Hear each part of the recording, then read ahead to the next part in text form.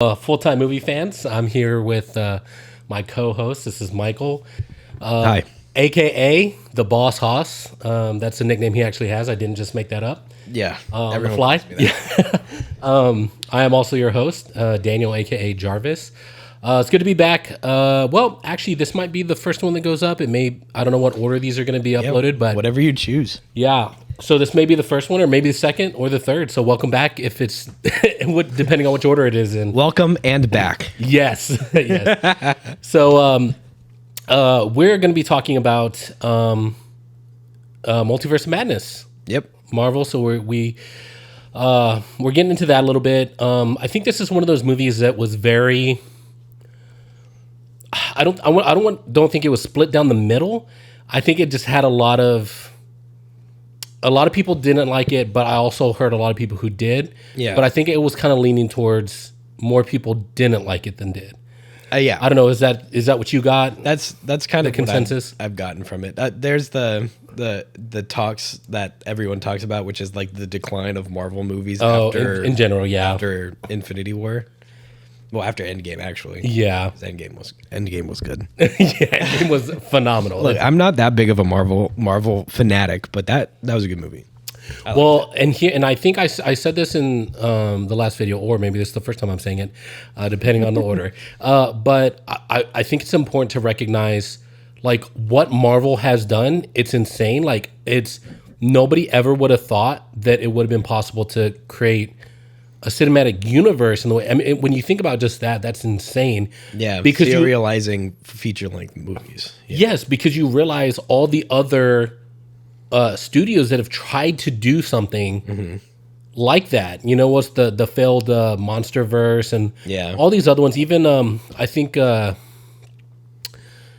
Battle Angel was supposed to set up ones, but it just didn't do good enough. There's no or a series that'd be very topical for this one. The Sam Raimi Spider-Man trilogy. Same vein, Star Wars. Connection.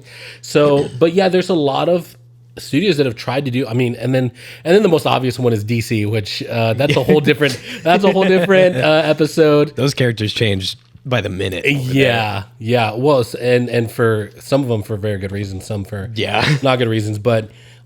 You look at how difficult it is to do that, and I think we have to acknowledge that is very impressive what they've done so far. Yeah. That being said, also, I think it's important to note that it's really easy to critique somebody else's work. Like, it's easier to critique someone else's work than to actually do that work yourself. And like I don't know about you guys, but I cannot like just make a movie that everybody would love. So like, I also feel a little bit weird when talking about this kind of stuff. Just because I recognize how difficult it is. I'll be an asshole. Very good. Okay. Bad cop, good cop here. Yeah. Well, I'm a little background on me that you probably don't know that much about. I've made a movie before. Yeah. Feature length. Yeah. With my own hands. I should have brought you a copy just so that you could sit there and go, yeah, no. We'll critique you. We'll critique your movie next. I was gonna say you could watch it and go, yeah, man, I'll call you next time I need someone on the podcast.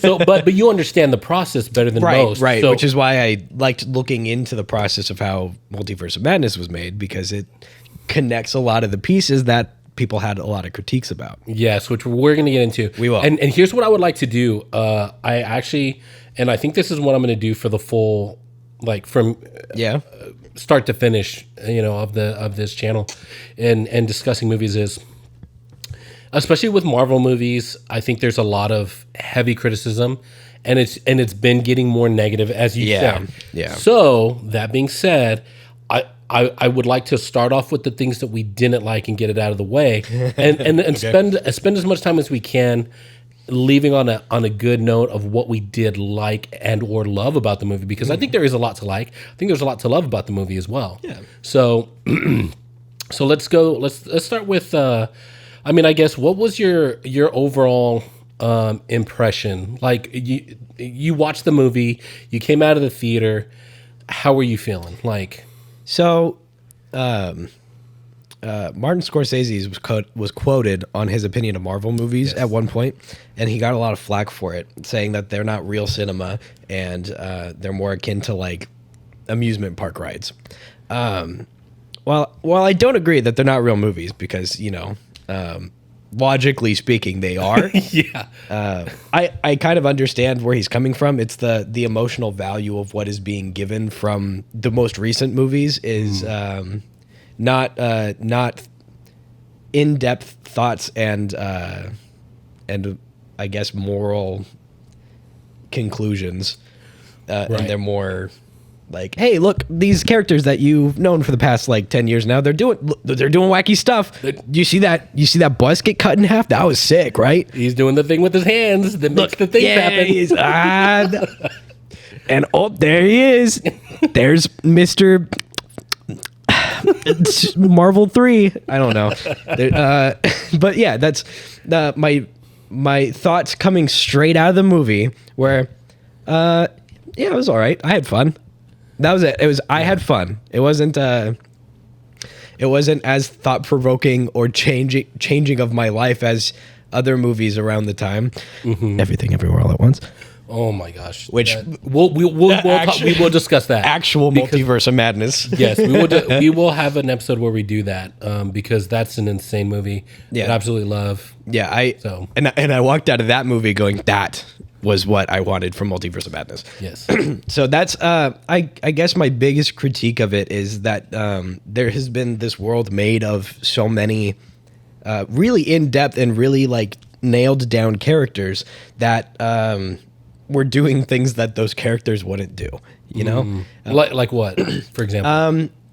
So again, I'm not the biggest Marvel fan, but from other people that I know that have said that they're actual, they've seen every Marvel movie, they've read the comics, everything, is that the Doctor Strange that was set up in the first Doctor Strange movie and in the Avengers is not the same Doctor Strange that was in Multiverse of Madness.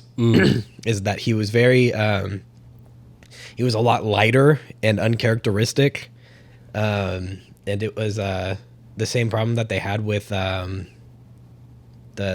most recent Spider-Man movie, No Way Home, right? Is that Multiverse of Madness and No Way Home had the same Doctor Strange in it, but it wasn't the same Doctor Strange that was pre-Thanos, I guess. Okay, yeah. I think I'd have to think about that a little bit more and think about the comparison. I haven't seen the first Doctor Strange movie in a long time, so thinking about that. No Way Home was more recent, but whenever I think about that, I just get that nostalgia shot in my head when I think about the movie that makes me just feel all that was a good things. Movie too. Yeah, that one was a lot of fun. Yeah, all the serotonin or whatever. I just all the happy things when I think about that movie. So, and he was in the movie, but he wasn't a big part of it, in my opinion. Yeah. He was there to facilitate, right. And the big critique on that one was that Doctor Strange would not have done that in the first place. Would not have given the opportunity to facilitate the rest of the movie. I would argue that I believe it just because he's always been about skirting the rules. He's never been a hard, like even in the first one, I do remember, he was stealing stuff out of the library. He was like, I don't think he's ever been, even as a doctor and stuff like that. He's just kind of like, I'm going to do things my way. And he's not really interested. And now I think it was more of the way it played to me in No Way Home was since he wasn't the Sorcerer Supreme, is just kind of like poking at Wong just because he's in the position of power. So he's like, "Hey man, I'm," and then Wong's just like, "Look, I don't want to know. This is your problem." Yeah, exactly. So yeah, I don't know. I could buy it, but that's my playing devil's advocate on the other side of the coin there. But I also see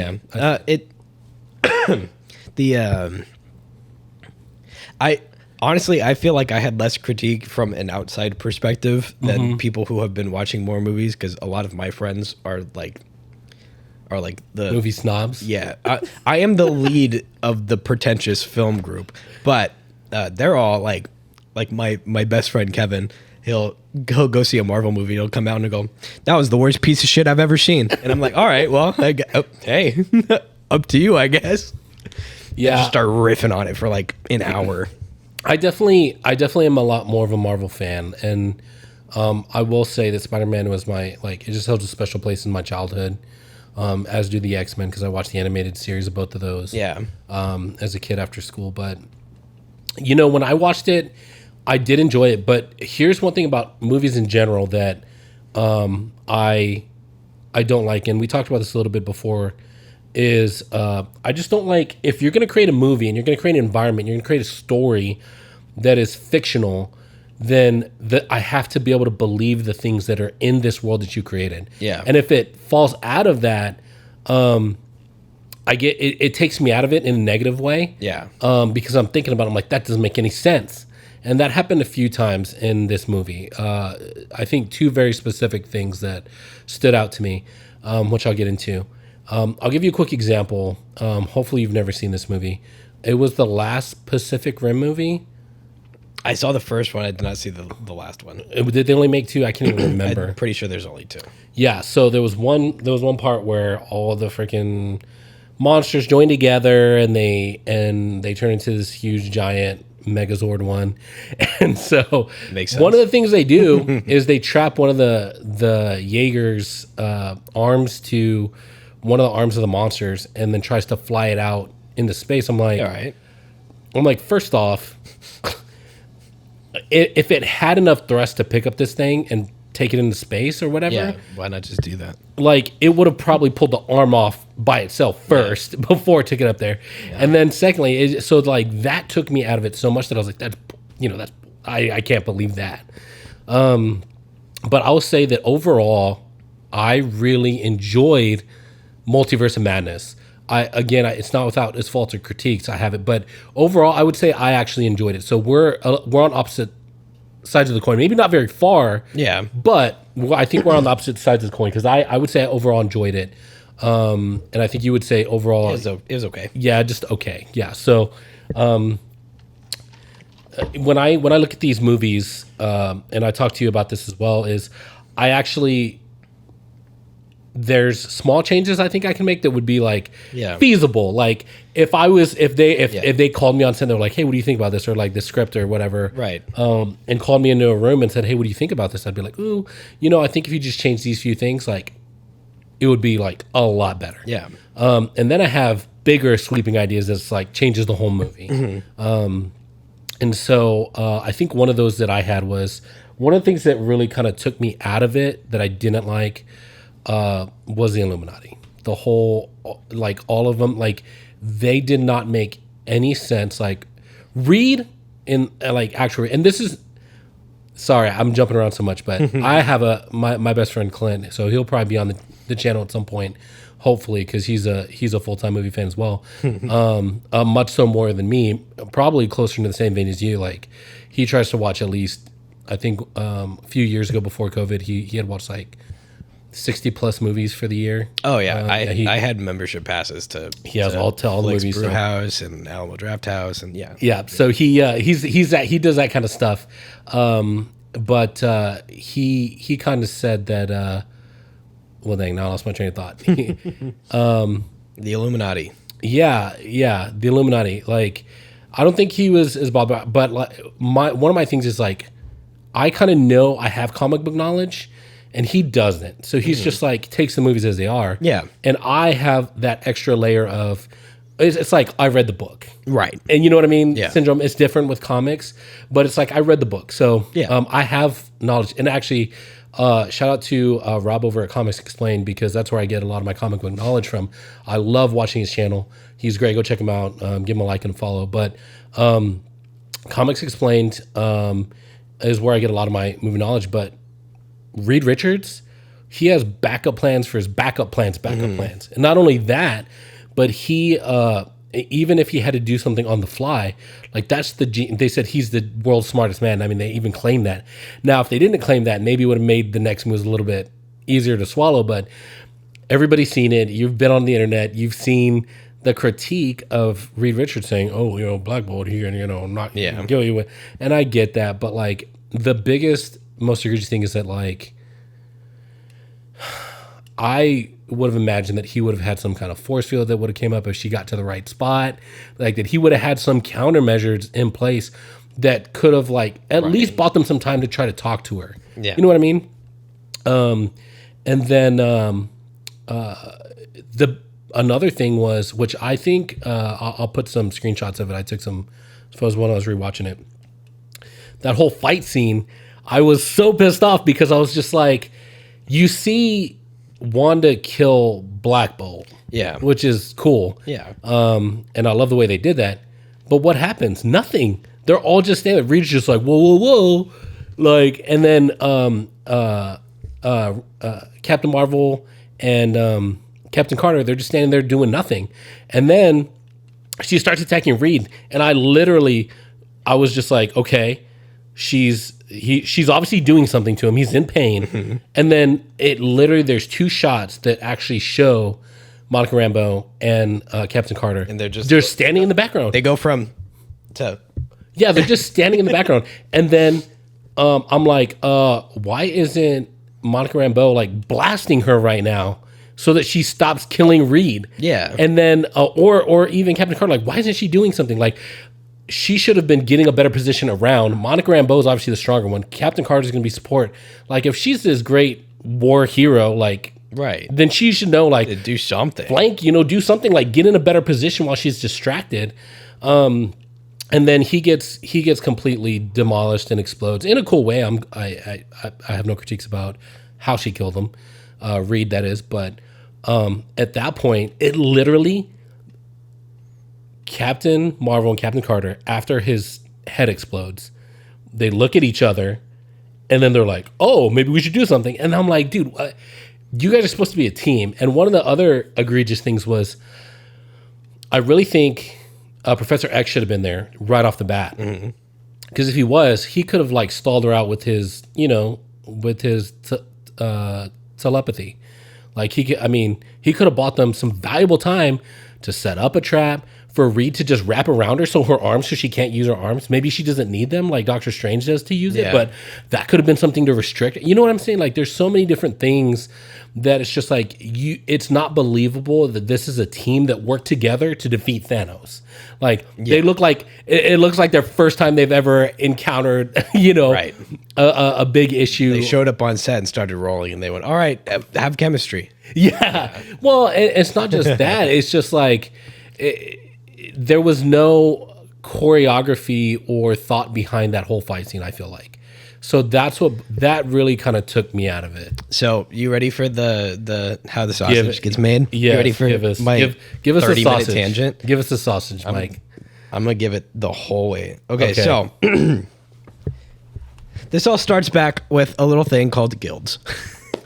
And here's how the guilds in Hollywood work. And I think it's asinine and old and unnecessary, is that when you are a part of a guild, the guilds are unions, right? Unions for the workers that have specific jobs. The only guild I care about is the Lollipop Guild. I agree. To be honest. Yeah, the one with the only right rules, in my opinion.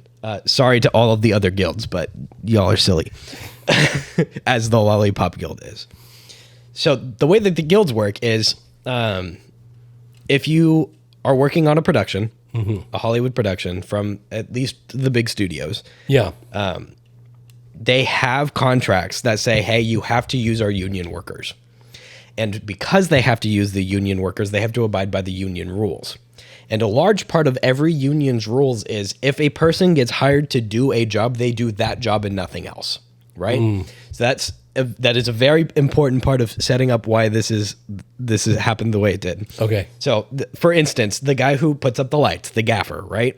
The gaffer is the only person... I think he prefers Mr. Gaffer. Mr. Gaffer, yes. Sir Gaffer is the only person who's allowed to touch the lights, right? Yeah. That means you cannot go and ask a PA to go touch a light, to go move a light. If for some reason the gaffer's offset, he's like going to grab a sandwich or going to the bathroom or something, they need the light moved.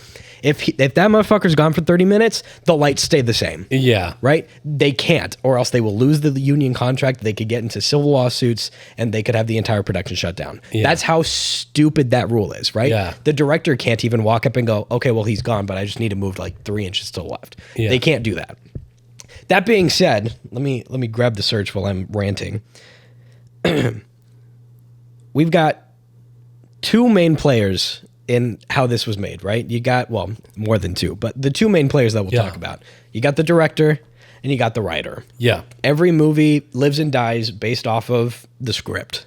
Yeah. If the script is bad, there's nothing you can do to make it not bad. And Michael Waldron, the writer, the sole writer, because Stan Lee and Steve Ditko are associated as writers, but they just made the characters. Yes, yeah. Michael Walden was the writer for this. Yeah. Let me tell you everything that Michael Walden has ever written for. You ready? Go for it. Because I don't know. One episode of Rick and Morty. A short film called The Black Hole.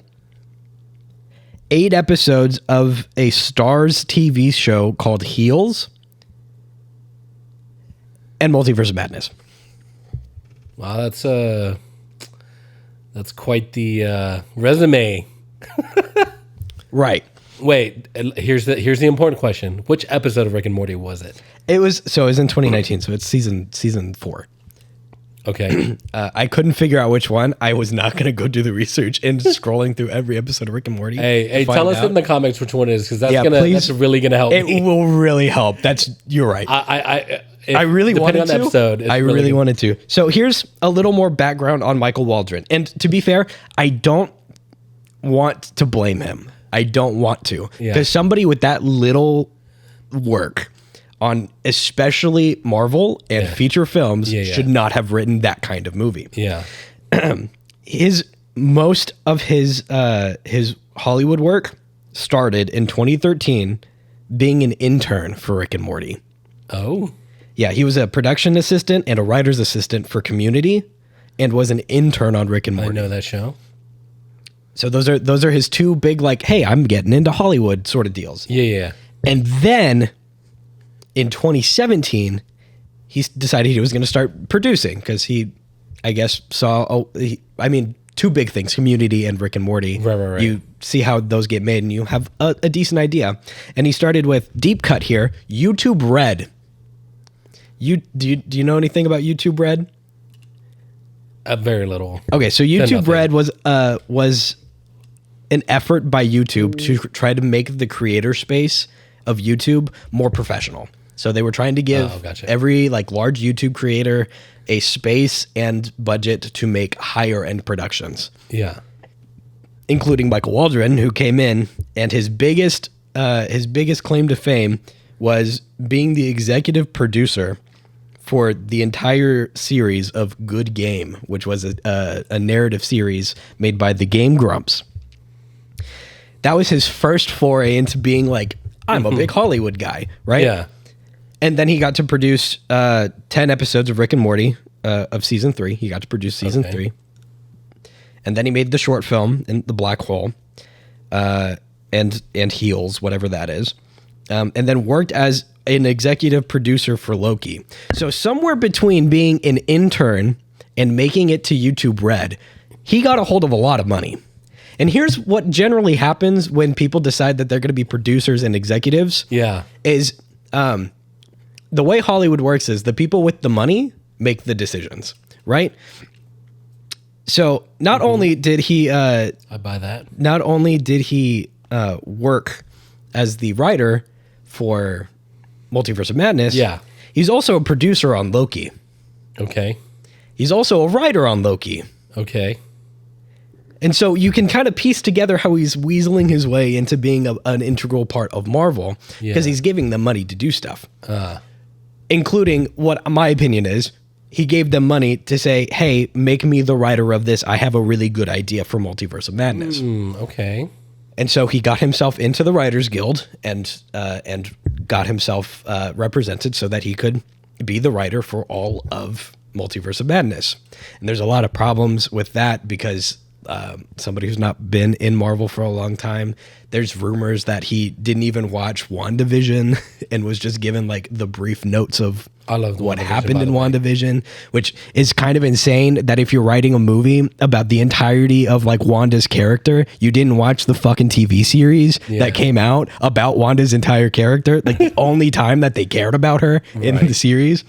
You didn't watch that? Come on. Anyways, allegedly he didn't watch it. And then in comes Sam Raimi. Oh, well, Sam Raimi's awesome. We love Sam Raimi. In comes Sam Raimi. Sam Raimi reads the script. He's already in contract, right? Marvel goes, we want you to do this no matter what. And Sam Raimi, allegedly, again, this is from things that I've heard from things that I've seen online of people on set and people who've been a part of this. Sam Raimi goes, well, I need to make some adjustments to the script.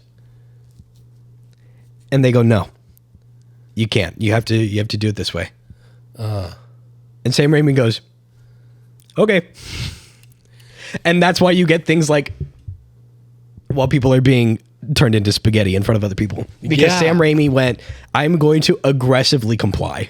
I think, you know what I think? I think that that's a big problem in a lot, like in the whole. I agree. Because I think there are a lot of great movies that are bad because there's too many. Yes. You can't do it. You have to do it this way. Yes. And it's just like you're not letting the creator do their job. Like you're not letting the visionary bring forth their vision without all your notes and critiques on it. I think the movies that, I mean, like Everything Everywhere All at Once, that was solely them, and they were able to do whatever they wanted. And you know who helped them? You know who helped them? Who's that? The executive producers for Everything Everywhere All at Once. Hold on, let me pop it up here. So you know that the two guys, Dan Kwan and Daniel Scheinert. I could be the third Daniel if they're looking for an could indeed. They both wrote and directed it together. They co-directed it. But the producers were, or the executive producers, I should say, where are they? Hold on. Cut this out. Well, yeah, we'll skip to the Future Jarvis, cut this out. I'm leaving it in for sure. Okay. The executive producers of Everything Everywhere All at Once are the Russo brothers. Yes, I remember that. I actually remember hearing that. Then you said it. I was like, okay, and it makes a lot of sense. Wait, what else did the Russo brothers do? They did the Avengers movies. Well. All of them. They did all of the Avengers movies. Yeah, all the good stuff. Interesting. Right. Yeah. And then Marvel was like, we want you to keep doing stuff. And they went, nah. And then they went and did that. Which and it makes sense. One of the best movies I've ever seen, by the way. Yes, I agree. 100%. Go watch that. Yeah, if you haven't, you're crazy for not watching it. But yeah, so that's the thing is Sam Raimi is amazing. If you've ever seen any of this stuff, he's definitely more into the horror genre and that kind of thing, right? But which was why he was a great fit for this, because that was the kind of direction they wanted to go with the movie in the first place. But think about Sam Raimi. If you've ever watched his Spider-Man movies, which hopefully you have because they're great, except for the third one, which I think probably. Oh, come on. Oh no! Stop it! I refuse. I that was one of the ones where I think too many other people got involved. Yeah, probably. Because the first would be a great idea. Because the first times. The first two were great, but there's, if you watch those movies, there's certain shots that he does, and there's certain things that he does a lot, and they're great and they're amazing, and I love what it brought to Marvel. That kind of cinematography that he does, the kind of things he just, I love it. I saw a lot of people complaining about that too. What? Well, yeah, I know. I was like, it's a Sam Raimi movie. I'm sorry, this is not a Marvel movie. It's Sam Raimi, dude, and it's great. I enjoy Sam Raimi movie. People complain about things being the same all the time. It's like, dude, Sam Raimi does the way he does things, and I love it. Yeah, it was so good. I love, what's that one shot of they're going into Wanda's eye. Yes. The shot going into her eye. I was like, dude, I love that. Her crawling out of the symbol. Oh, dude, so cool. Yeah. Just like everything that was creepy. Oh yeah, her in the when she was following them with just the eyes glowing red a little bit. I was like, oh, come on, man. It's so good. It's classic. It's classic Sam Raimi. So Sam Raimi I love for sure. I'm glad that he stepped back into doing a superhero movie. Yeah. Again, because I think after what happened, I don't think he will again, but I think he was a little put off by it, but I'm glad he did. I wish it got better reception, but also, like you said, it had to do with writing and some other stuff, and I'm just like, okay, writing and hierarchy, which is what, in my opinion, breaks down a lot a lot of Hollywood movies these days. Yeah, and I've talked with Clint, and let me give him a quick shout out. He actually has a YouTube channel as well. Pokemon stuff, Mud Kits and Bricks if you're into it. But he'll be on the channel at some point. But he's a huge Sam Raimi fan. So Yeah. Who isn't? But I think he liked the movie more than me. But I have the critiques of like knowing the comics and stuff, and he's like, well, that stuff, and blah blah blah. And, I think without Sam Raimi, this movie would have been significantly worse. oh yeah, I agree. I think Sam Raimi was definitely a good move. A lot more lifeless. Yeah, but yeah. I know he was sad when the first director was gone, but when he heard Sam Raimi was on, he was like, okay, Oh, okay, yeah. like if you had to get rid of him for him, Yeah. then that's acceptable. But he was really worried until he heard that Sam Raimi was coming back. So It's pretty good. but yeah, they're just it's just like I said, there's small things like that's a small thing that I would have changed. I get like budgets and things like that. I definitely would have loved to see Illuminati more. Yeah. But I definitely would have changed at least that. That whole scene, them just standing there like doofuses, Reed Richards not being a smart guy at all. Yeah. That whole thing. the lack of teamwork. Obviously malicious compliance on Sam Raimi's part. Yeah. Like, well, the script doesn't say they do anything, so you guys are just going to stand there. Yeah.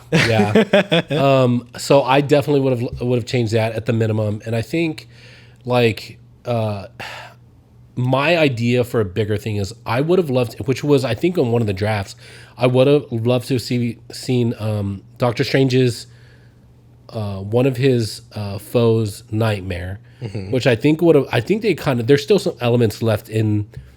It's very possible Multiverse of that they're Madness. gonna. I mean, I hope so because like that's another thing I'm worried about. This and I talk about Thor: Love and Thunder, is that they're not really introducing new characters as quickly as I would like because the time's ticking and these characters are only going to be played for so long. Yeah.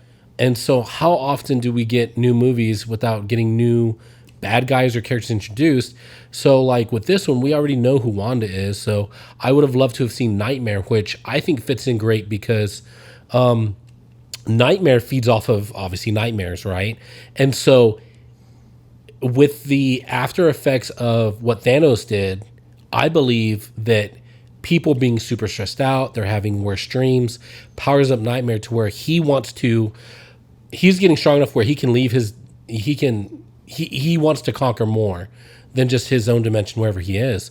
I think it would have been cool if America Chavez accidentally opened a door to his dimension and or universe wherever he is, and he sees her powers, and then he gets out of his dimension and starts tracking her down. He's chasing her.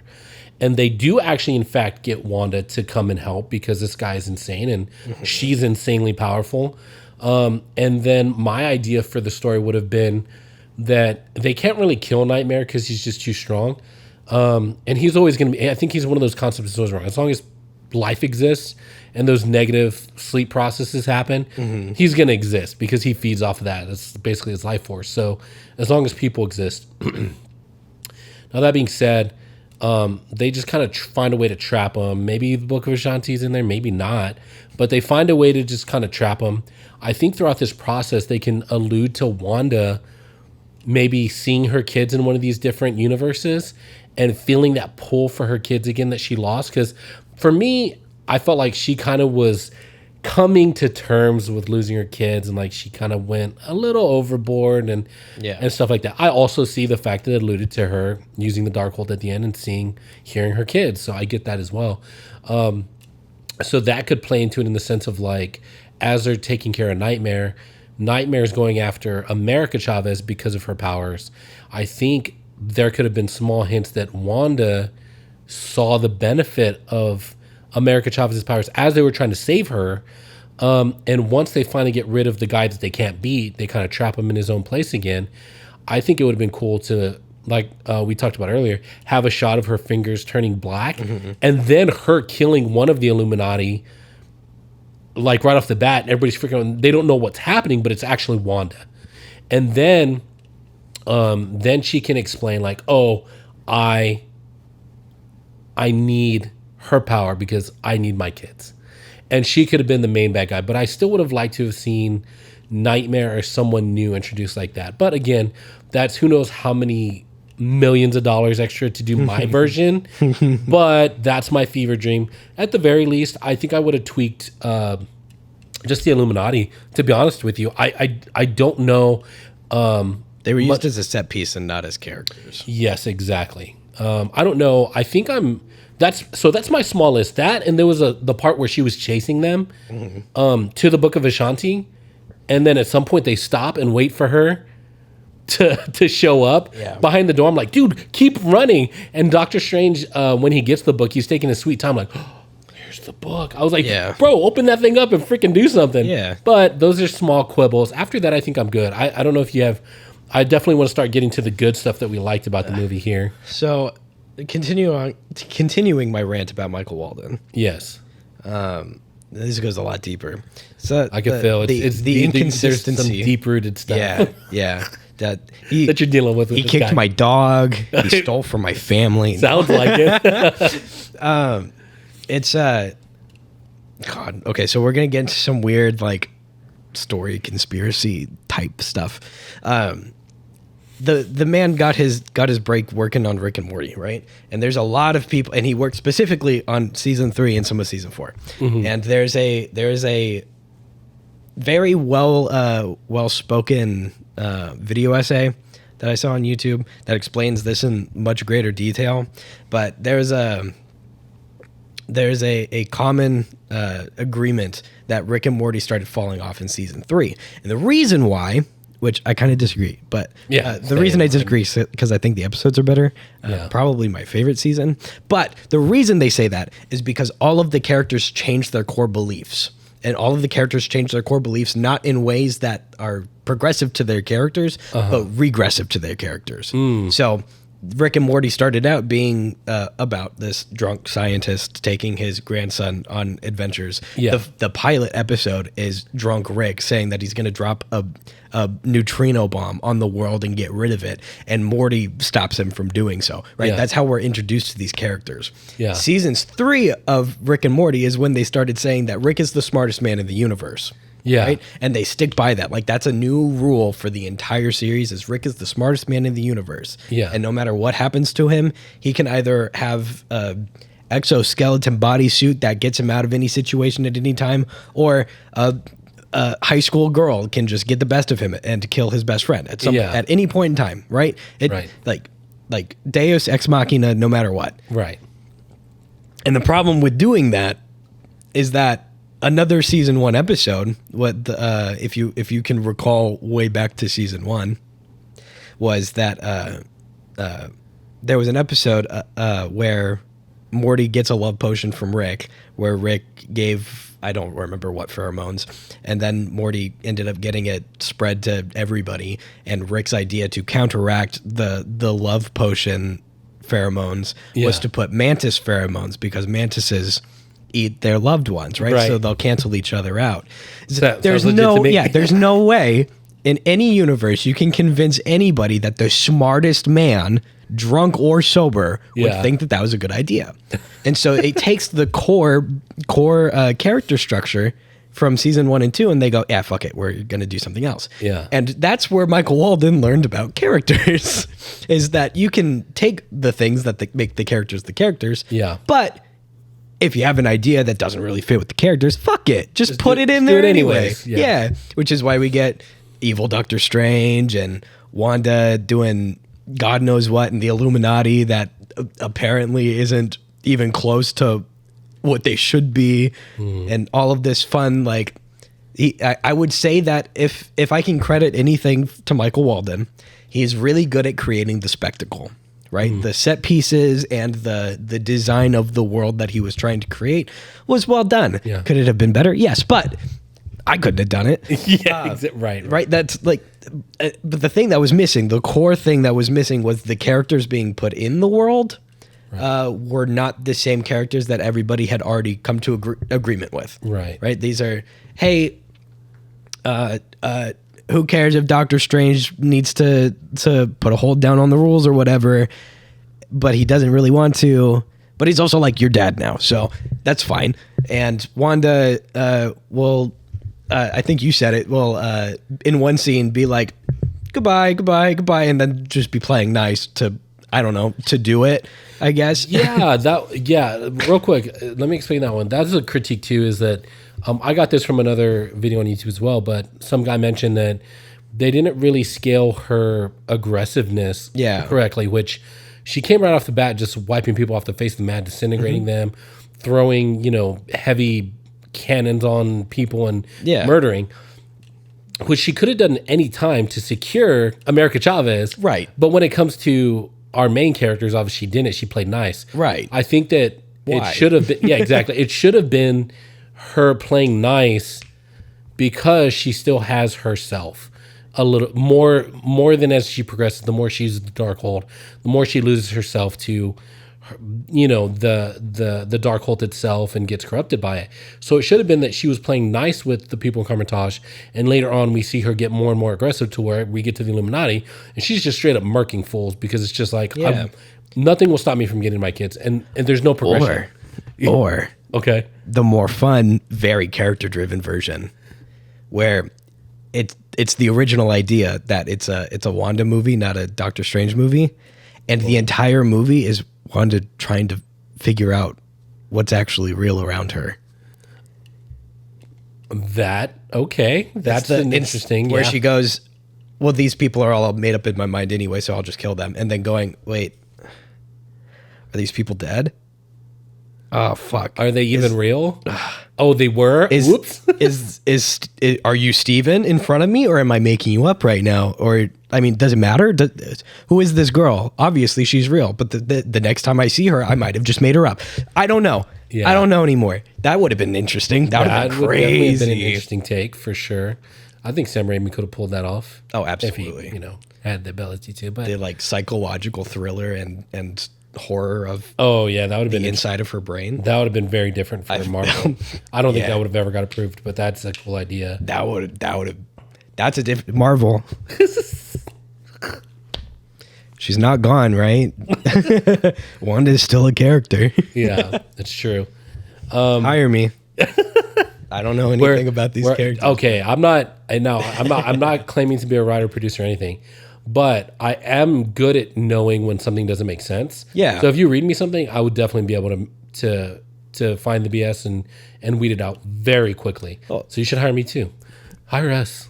Contrary to popular belief, you wouldn't believe that's the reason why test groups go and watch movies before they're premiered, before they're done being edited, is because no matter how much you know about a certain subject, if it doesn't read well to a general audience, it doesn't fucking matter. Yeah.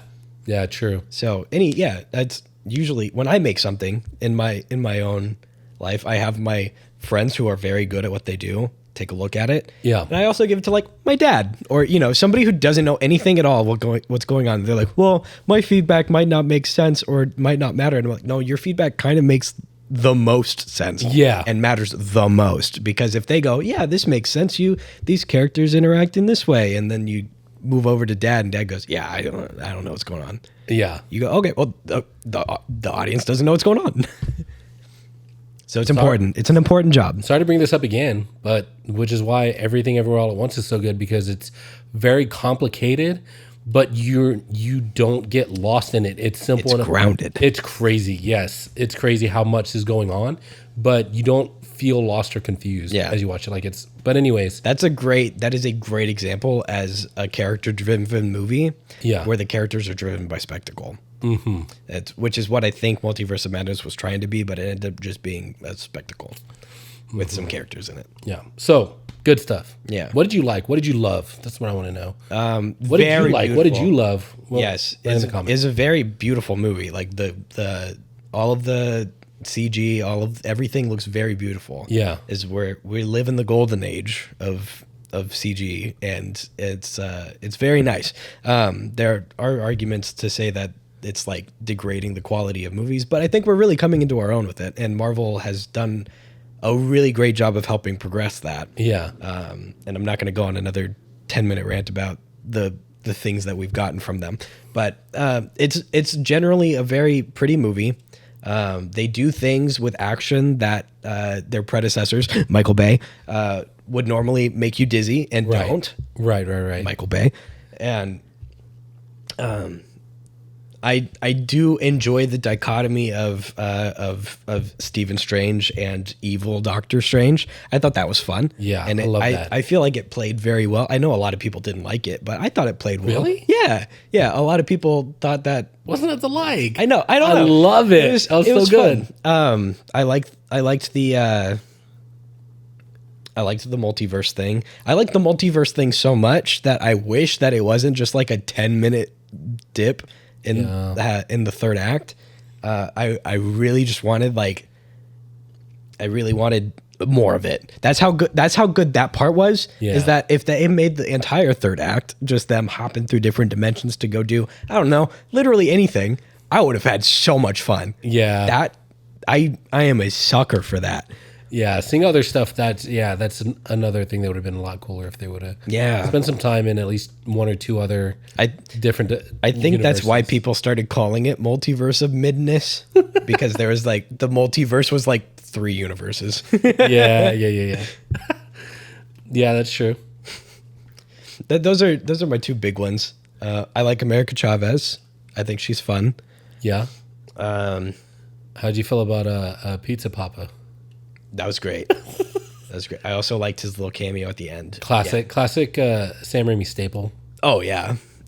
Every time. I liked the idea of the Illuminati. We're staying positive here, remember? Yes, and because I liked the characters. I think they were fun. Yes. I wish we had more of them.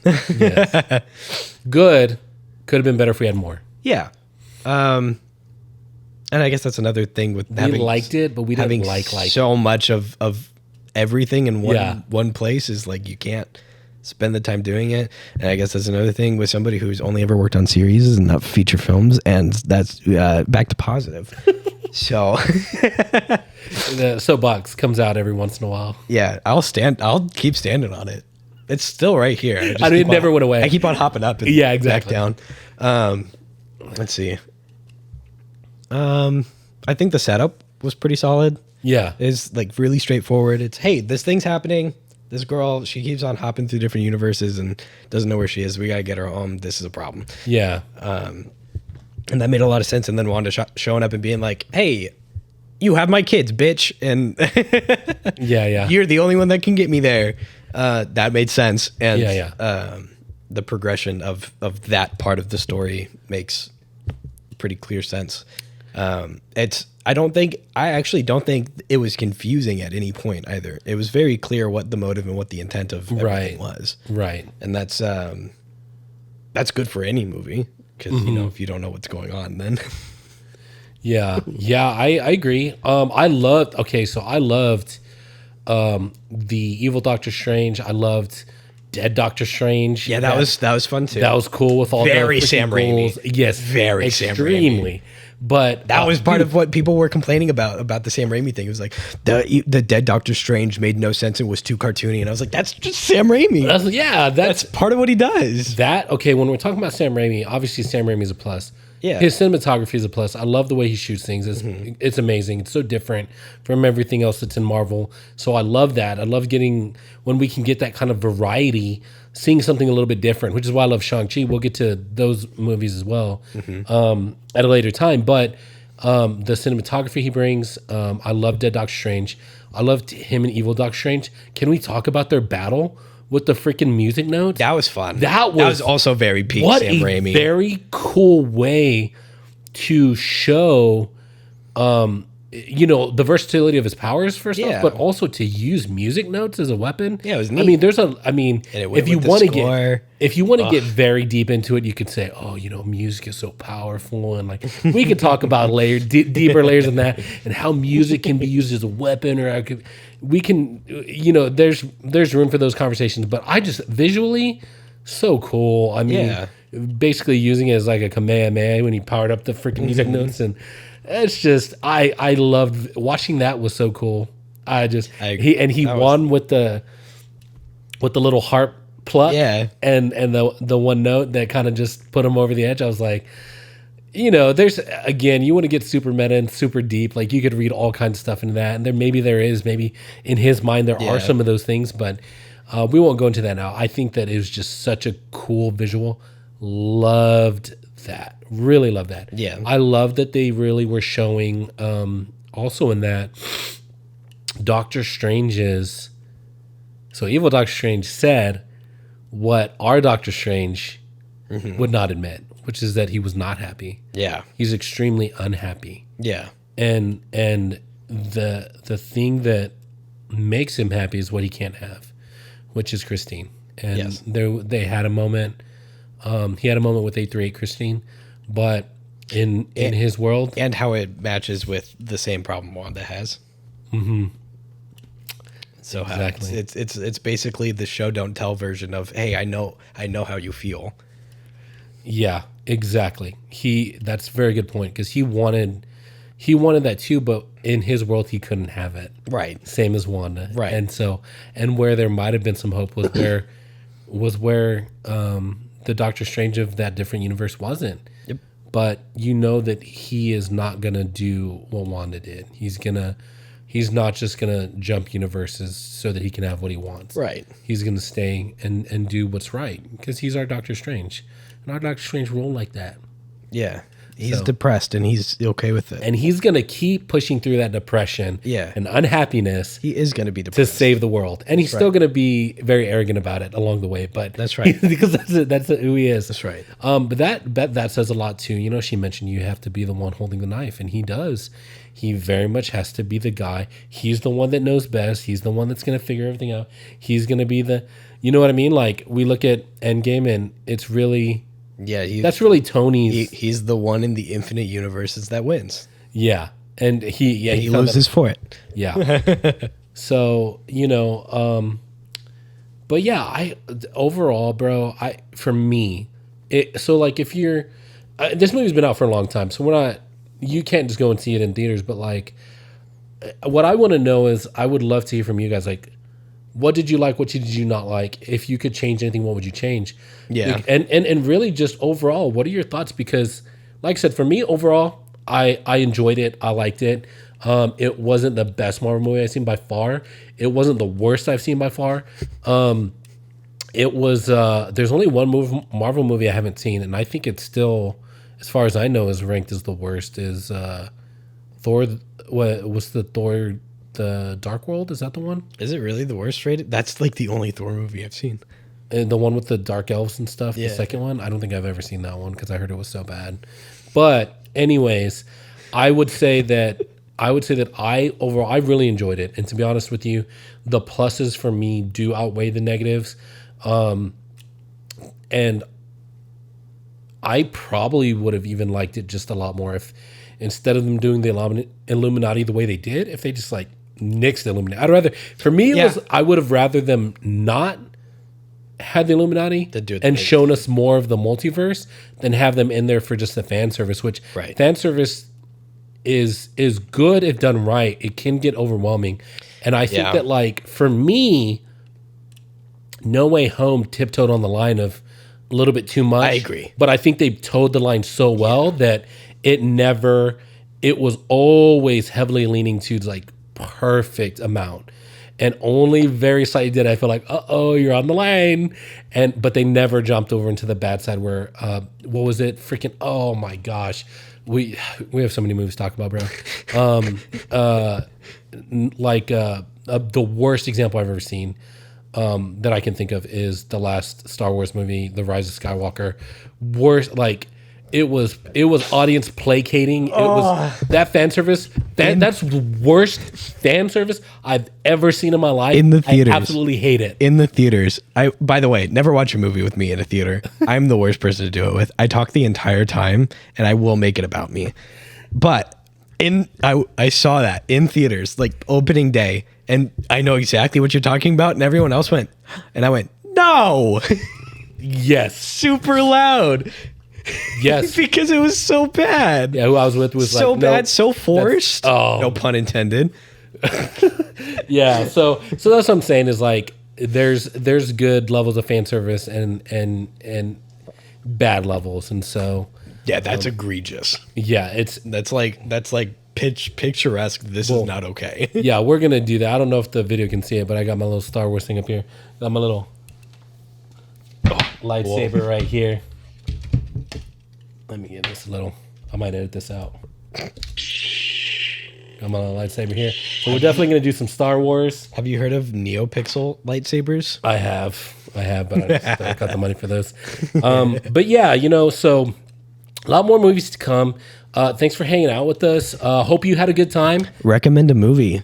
Yeah, recommend a movie. Like, here's the thing. We're gonna do a lot of Marvel stuff. I think just because it's great for the general populace, but we want to get into all movies, like movies that we've seen, movies that we haven't seen, movies that you should see, movies that you probably should stay away from. I am more of a general casual movie. Go above average. I'm not casual. I'm a full-time movie fan, but what I mean is I have my viewing movies. I do it for fun. I enjoy movies. I love movies. I'm not a critic by any means, and I'm not I don't get into following actors or directors or even doing the research you did. That none of that stuff intrigues me. If I happen to see it on Reddit or somewhere, then I was like, oh, I didn't know that. But outside of that, I'm not that deep into the filmmaking process or some other things. So I have a more of a, hey, you know what? As general audience, you probably won't like this. There are certain movies that I love, but I could still be you probably won't like it.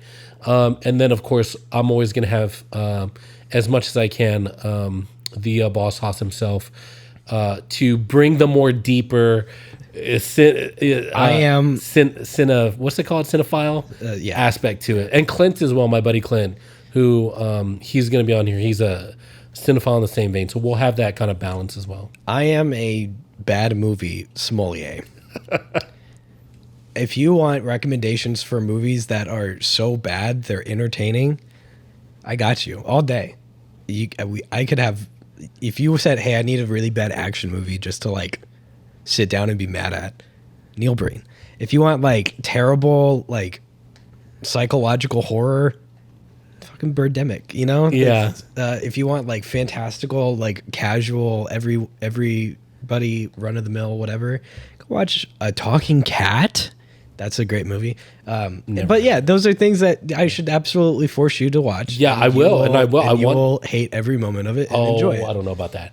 But we definitely want to hear your thoughts on Multiverse of Madness. We definitely want to hear what you, if you have any movies you want to recommend. As always, thanks for hanging out. Comment, subscribe, all that good stuff. You know how it is. It's YouTube. Don't pretend like you don't know what we want you to do here. But also, I hope your day is everything you dreamed it'd be and more. So have a good one. Thanks, guys. Next episode, Tommy Wiseau guest stars. Hey, full-time movie fans, thanks for hanging out with us. Hope you had a good time. Don't forget to like and subscribe. Leave a comment. We want to hang out and discuss the movie with you. So don't forget to do that below. Have a good one. I hope your day is everything you dreamed it'd be and more.